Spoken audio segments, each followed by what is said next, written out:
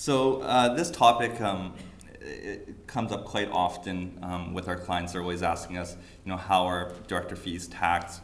What are my obligations as a director as it relates to corporate tax liabilities? So some of the topics we'll be talking about today are how are director fees taxed from an income tax perspective, taxable benefits for directors, and the director liability for corporate tax obligations, and finally just touching on the personal service business rules as they relate to directors. So surprisingly to a lot of people, what they don't know is under the Income Tax Act, a director is considered an employee, and so a lot of the rules that pertain to employees also will affect directors. So if you take a simple example, director fees, so if I'm a director of a company, I'm a Canadian resident director and I'm receiving director fees, the company is required to withhold income tax and CPP on those director fees and remit that to the CRA along with all of the employees' withholdings by the 15th of the following month. When it comes to non-resident directors, this is also sometimes a little bit surprising to people, is that non-resident directors that are providing services in Canada are also subject to Canadian income taxes. So if we take an example of a U.S. resident director that is on the board for a Canadian company, and so for example, let's say they have 3 board meetings that they attend in Canada and 1 in the US, you would basically prorate 75% of the director fees and allocate that to Canada, and that 75% of the director fees would be subject to Canadian income taxes and CPP withholdings, and that would need to be remitted to the government by the 15th of the following month, and a T4 slip would need to be issued to that non-resident director. And again, they would have to file a Canadian income tax return to report that income. So the sourcing of the income can sometimes be a little bit tricky. As a rule of thumb, we usually look at the number of meetings attended in both countries. So using that example, like I said before, if three meetings are attended in Canada, 1 in the US, then you'd basically prorate 75% of it. If the director is also spending time in preparing for those meetings, that would also be included in the calculation. What some of you also may be aware of is some non-resident directors may be eligible for treaty relief. So if we take that example I used where we have a U.S. resident director that's providing services in Canada, one of the most common treaty relief exemptions is under regulation. Is where total remuneration does not exceed $10,000 in a calendar year when the employment is exercised in Canada. So if that's the case, then that non-resident director would actually not be subject to Canadian income taxes. But I should note that before those withholdings stop, a Regulation 102 waiver application form needs to actually be filed with the CRA and actually approved by the CRA before the withholdings can stop. So next, just going to briefly touch on the taxable benefits for directors. So again, directors are considered employees for income tax purposes. So a lot of the taxable benefit rules that apply to employees will also apply to directors. And when I think of taxable benefits, I often think about the non-cash benefits that you receive. So just as a rule of thumb, if there is a personal nature with respect to the expenditure, there is a chance that it could be considered a taxable benefit. And the amount of the benefit is usually based on the fair market value of the expenditure or on the benefit received. So in addition to the tax legislation, the CRA also has quite a bit of commentary on taxable benefits that I'm sure a lot of you have seen in their employee guides. It often tells you what they consider to be taxable, what they consider to be not taxable. The CRA also has a lot of administrative policies where it may seem like it's a taxable benefit, but they may actually say it's not under their administrative policy. So just some of the common taxable benefits that you could run into as a director are automobile benefits for personal use. So for example, if a director is using a company vehicle for his personal use, that could be considered a taxable benefit. Cash gifts or near cash gifts, even something like a gift card would technically be considered a taxable benefit. Disability insurance premiums, and certain types of low or no interest rate loans. So the next slide, director's liability for corporate tax obligations. I would say out of all the topics, this is probably the most scary for directors. They often don't know that they could be potentially liable for corporate tax obligations. So under the Income Tax Act and under the Excise Tax Act, the CRA can pursue directors for various types of corporate tax obligations. And these include payroll withholding taxes, so income taxes, CPP and EI, non-resident withholding taxes, and GST balances owing. So if you look at payroll withholdings, for example, oftentimes you're deducting it from the employee's salary, and you're supposed to remit those amounts to the CRA.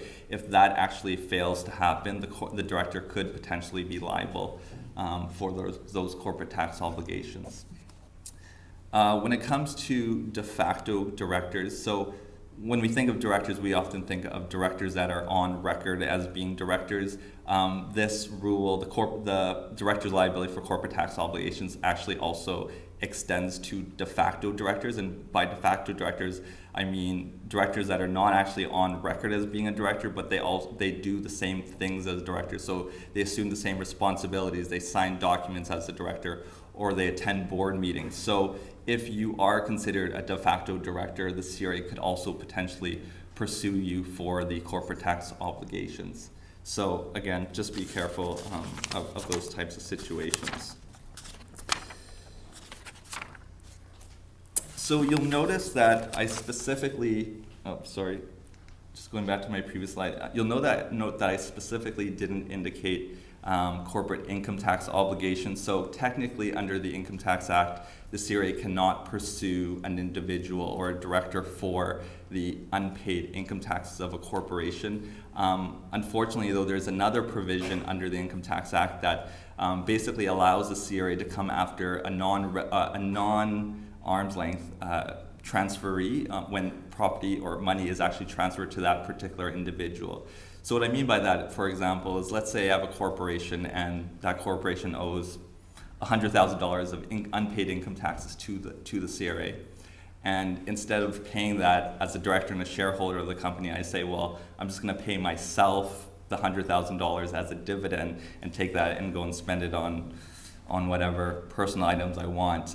In that particular case, the CRA could actually come after me personally up to the amount that I received on that dividend. So be careful about that, about trying to circumvent the rules and paying out dividends or transferring money to other related parties outside of the corporation. So we often have clients that get these assessments from the CRA where the CRA hasn't been able to actually get the money from the corporations, and now they're turning their attention to the directors to get this money. So the question now becomes, well, what is my defense against this assessment from the CRA? So the two most common defenses that are used by directors in these circumstances are the due diligence defense and the 2-year limitation period defense. So with the due diligence defense, I'll just give you guys the exact wording in order for this to apply. It's quite wordy. So in order for the due diligence defense to apply, the director must demonstrate that he or she exercised the degree of care, the diligence, and the skill to prevent the failure that a reasonably prudent person would have exercised in comparable circumstances. So what that means is if someone else was in your shoes, had the same skills as you, had the same background as you, what would they have done in that particular circumstance? Would they have known about the failure to remit payroll withholdings, and what would they have done in your particular circumstance? So if you can prove that, then you could potentially get out of that assessment. So as I mentioned here in my second point, director's background, experience, and involvement with the company will factor into the due diligence defense. So someone that is more actively involved with the company, someone that has a financial or accounting background will be held to a higher standard versus someone that's a director that's more removed from the company and perhaps doesn't have a financial or accounting background. So as you can imagine, there's quite a bit of case law on this. When it comes to the 2-year limitation period defense, it's quite simple.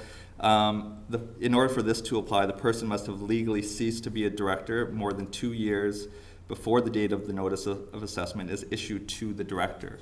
So if we take today for an example, today is September 25th, 2014. Let's say the CRA wanted to issue an assessment to you as a director for the corporate tax obligations. You must have ceased to be a director before September 25th, 2012 in order to get out of that assessment. If you haven't yet, that period hasn't yet elapsed, then you could potentially be on the hook and you might have to rely, for example, on the due diligence defense.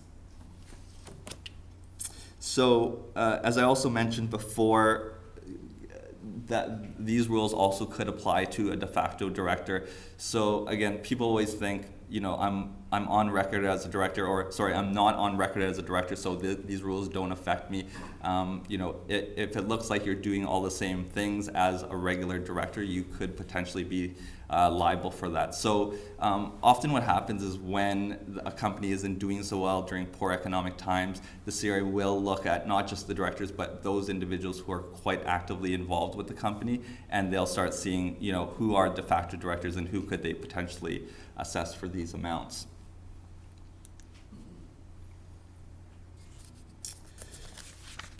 So I'm just going to quickly talk about the personal service business rules.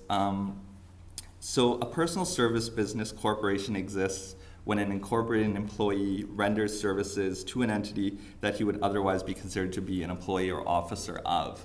So the intention of the PSB rules is to prevent an employee from simply incorporating to obtain the tax benefits of a corporation. So for example, if I'm an employee of Davidson Company, and instead of receiving my salary as an employee of Davidson, I decide to incorporate a company and just get all the money siphoned through to my corporation, that could be considered a personal service business corporation. So why do we care about if we're considered a personal service business corporation? Well, in the context of a director, directors often perform services through like a wholly owned corporation. So the individual might be a director and he might also be receiving consulting services through his corporation. So in those particular situations, you could potentially be considered a personal service business corporation. And if that does apply, some of the tax implications include a restriction on the deductibility of expenses. When it comes down to the expenses, really you can only deduct the salaries paid to that particular incorporated employee and a couple of other types of expenses like legal fees. Rent expense, office supplies, those are actually not deductible by a personal service business corporation. And perhaps more importantly, especially with the new rules, there's no eligibility for the small business deduction and the general rate reduction. So as some of you probably are aware, last year we touched on the rules for the PSB. The general rate reduction is actually no longer permitted for the PSB corporations. And so what that means is if we look at a BC corporation, the corporate income tax rate actually jumps to 39% versus 26% before the legislative change, and so that's actually a 13% increase. When you take that the net after-tax income and then flow that out to the individual, it actually becomes quite punitive to have a corporate structure if you are indeed considered a PSB. So in those particular circumstances, if the CRA does say, you know, we do consider you to be a PSB, sometimes the easiest exit strategy is to simply get out of the corporation and receive the income personally. So just in summary, the director fees have the same tax implications as employee salaries. So again, be aware of the withholding requirements. One of the common questions I get is, okay, I didn't withhold on the director fees. I know I should have. What do I do now? If that's the case, the CRA does have a voluntary disclosure program. which Aaron is actually going to talk about later on, that actually allows taxpayers to come forward and correct misfilings without being subject to penalties. So as some of you are aware, if you fail to remit withholdings or source deduction withholdings, there is a 10% penalty.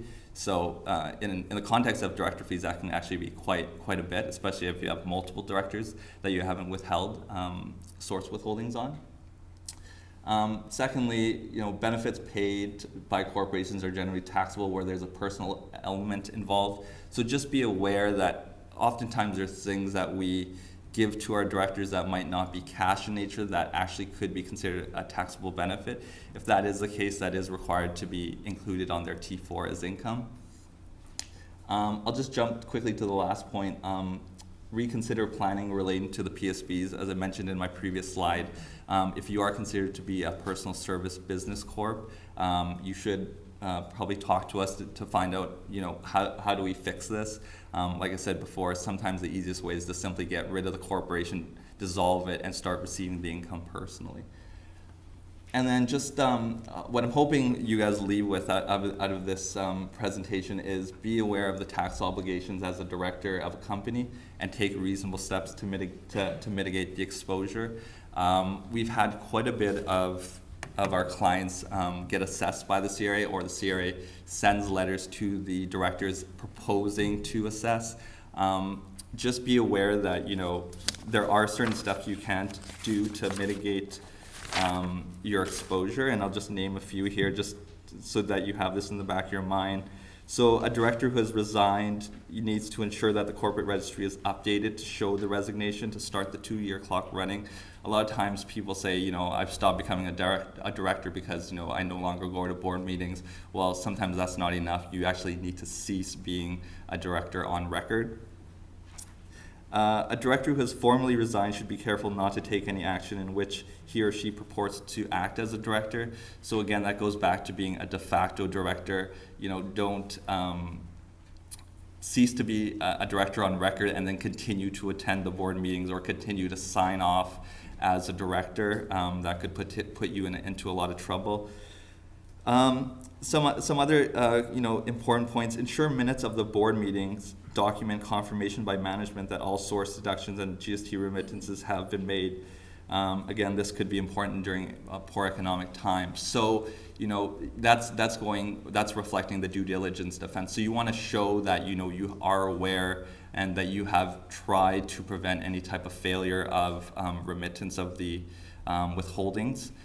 So as simple as something saying that yes, management has confirmed that all the withholdings for payroll and GST have been fully paid, and then if the CRA does come back to you and tries to assess it, you can say, well, look, on September 25th, 2014, the minutes actually indicate that these balances were paid in full. And lastly, just once the directors become aware of the failure of the corporation to remit source deductions, the directors bear a positive duty to take action to remedy the existing failure as well as to prevent future occurrences. So if you're aware that, the company has not been able to pay the balances owing, you do bear a positive duty to try and rectify that in some way. Perhaps it's talking to the collections officer and trying to come up with a payment plan to pay it over a certain period of time, trying to be more actively involved in trying to pay the balances on time for any other future remittances.